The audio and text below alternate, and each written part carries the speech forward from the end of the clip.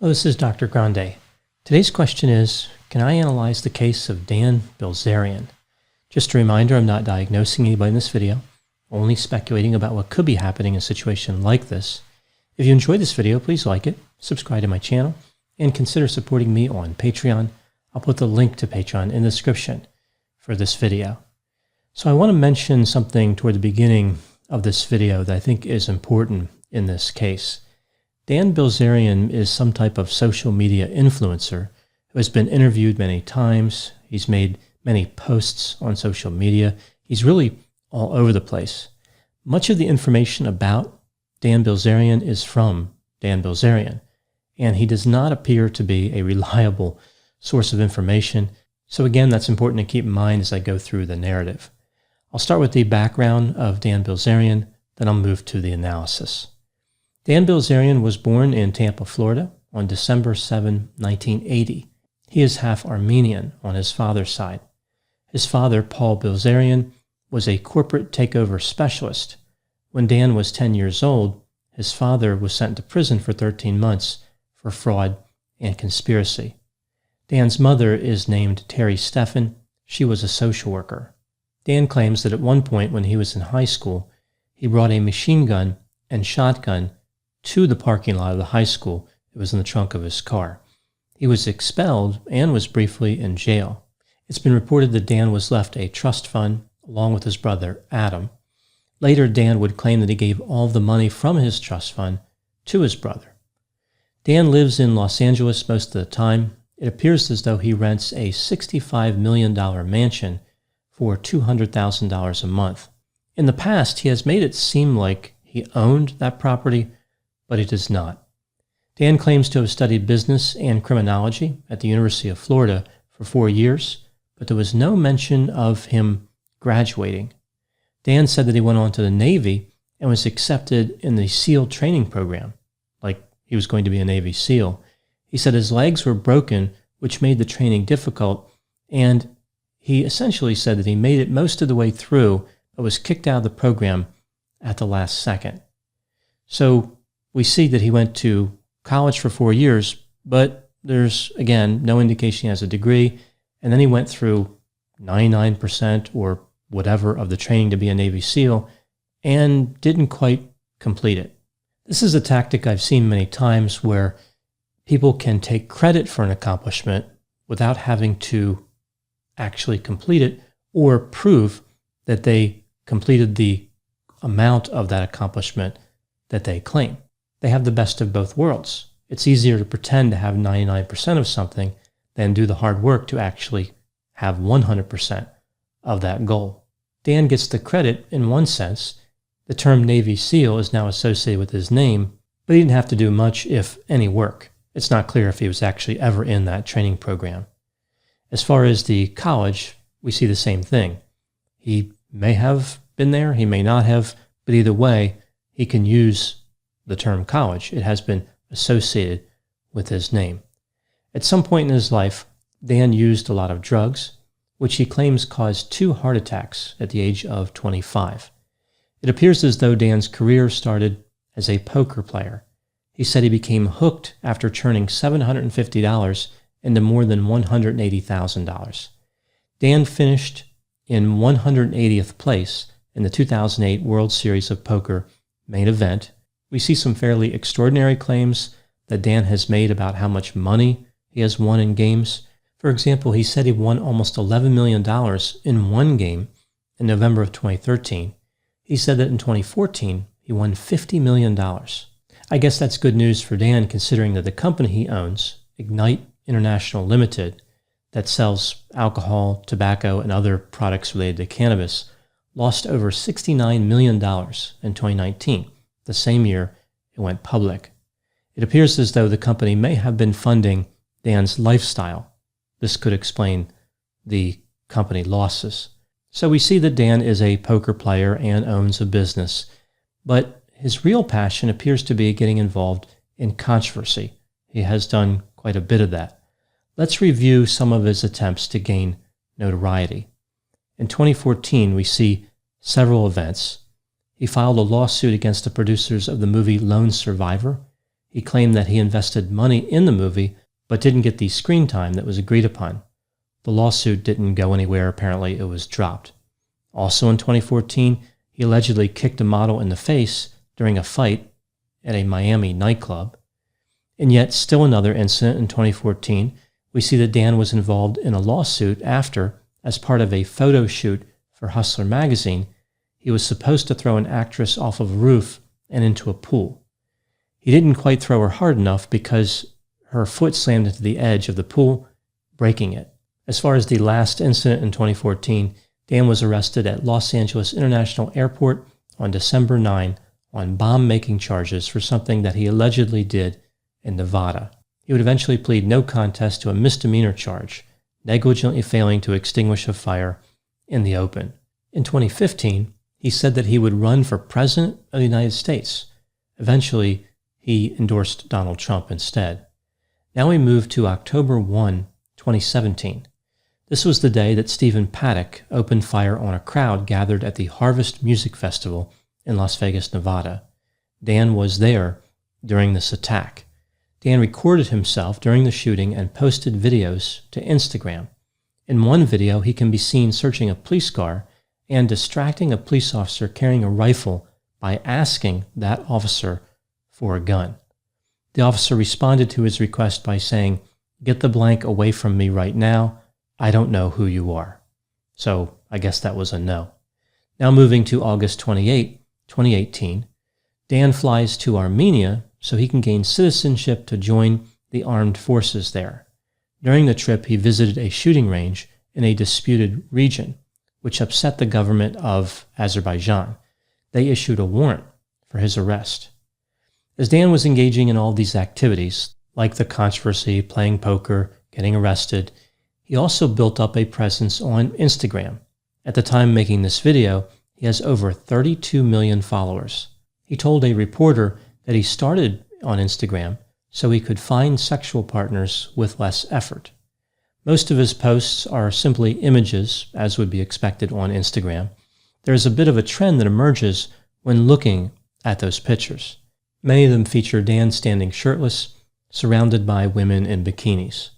As far as I know, at the time making this video, Dan is still active in a number of pursuits, including being involved with his company, Ignite International Limited. As I mentioned, that company lost $69 million in 2019.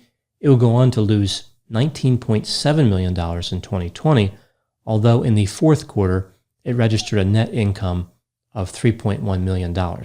So it made a little bit of money in the fourth quarter relative to the astounding losses prior to that. Perhaps things are looking up for Dan Bilzerian. Now moving to my analysis. Dan Bilzerian is a bit of a mystery. It seems as though that's the way he set things up, like it's by design. It's not clear who the person of Dan really is. Are we seeing the persona, or are we really seeing him, or perhaps a mixture of both? I think the personality profile that he's trying to express, that he's trying to convince people that he has, would be high openness, low conscientiousness, high extroversion, mid-range agreeableness, and low neuroticism. So kind of a calm, action hero, adventurer type person. Dan was born into a lot of wealth. It's not clear where that money came from, like how did Dan's father obtain the money. Some have alleged that, given his father's criminal history, perhaps much of that money was obtained through less than legal means.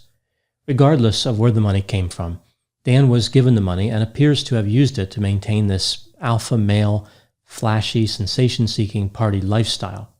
Now, of course, he claims that he gave the trust money to his brother, as I indicated. I find this extremely difficult to believe, but who knows? I think what actually happened is that he used the money to promote his image, hoping that image would provide excuses for how he obtained the money in the first place. Like all these wild claims about earning money in poker, like he earned millions of dollars. These poker games he plays are for the most part private, so there's no information available about what he actually earned or lost, or if the games actually took place at all. In matches that are regulated, he's never earned more than about $30,000. But in these mystery private matches, he has won millions. It's a little hard to believe. Then there's this whole setup with his company.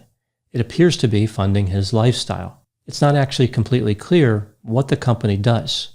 As I mentioned, it does sell alcohol, tobacco, and some cannabis products, but it appears as though most of the products they sell are wholesale, not retail. When looking at all the money they spend on marketing, why would they need that for a wholesale business? Seems like a strange way to allocate resources. We see all this flashiness, all these ads on social media. We see Dan's lifestyle. Why would that be necessary for a wholesale business? So maybe he's just not really good at business. Now, moving to that image that Dan promotes, this really seems to be the key for Dan Bilzerian. Dan promotes this idea that he lives an incredible life. It's action-packed.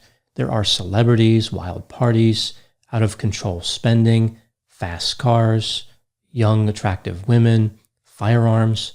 It's an image with no substance. It's all about appearances. Dan appears to be attention-seeking. Look at me, I'm wealthy. Look at me, I have poor gun handling skills. I pretend to win more money at poker than any professional player has ever won. I'm surrounded by beautiful young women. Look at me, I'm not responsible, but don't seem to be subject to any consequences. Look at me, I don't have any discernible skill, yet I appear to have money. The Instagram images are actually a good analogy for Dan's life, two-dimensional, without depth. Dan wants people to believe that he has the perfect life. He was once asked in an interview if there was anything he hadn't done. He answered, not really. How about making good decisions? I don't think he's ever done that. So there is something he didn't do. A major part of Dan's image is his access to women. He claims that he has sex, on average, 2 times a day. He said that once he had sex with 8 different women in the same day. He is frequently surrounded by current love interests as well as models. Another key part is his masculinity, like he's an action hero. He paid money to be in that movie Lone Survivor. He claimed that he was almost a Navy SEAL. He works out frequently. He drives fast cars. And he's frequently photographed holding firearms. He even went so far as to distract that police officer during the mass murder in order to request a gun, which he had to have known was going to result in that police officer not handing him a firearm. Did he really think that police officer was going to hand them the rifle and say, I'm so glad you're here. I didn't know what to do with this. Can you tell me what end the bullet thingies come out of? I think that Dan exemplifies the worst of what can happen with social media. A person who does not let reality get in the way of appearance. He's pretending to be what perhaps he wishes he could be. Dan not only wants a fast-paced life of fame, sex, drugs, and parties, he wants everybody to know about his accomplishments. But even that really isn't enough. After trying to gain all this attention, he then claims he is upset about losing his privacy. So he wants to be a victim on top of everything else. In reality, other than being an okay poker player, it's not really clear that Dan has any genuine skills, but that has not prevented him from being recognized as a celebrity. I think he's tapped into the idea that people expect celebrities to be fake. Therefore, there's no downside to faking one's way to celebrity status. Some have suggested that Dan Bilzerian may be narcissistic.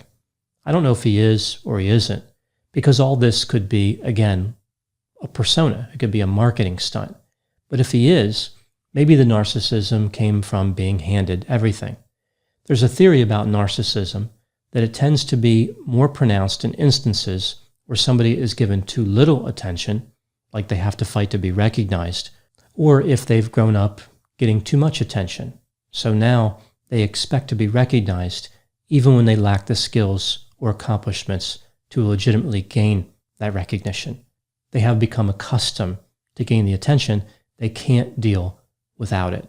I think the case of Dan Bilzerian has a larger message than just his behavior. I think it speaks to the culture that he exposes. There are a number of people who fantasize about a lifestyle like the one Dan pretends to possess or perhaps does possess. Why can't people see through him? They don't want to. They're happy with the illusion. Fake or not, Dan Bilzerian is a role model, which I think is the most frightening part of his case.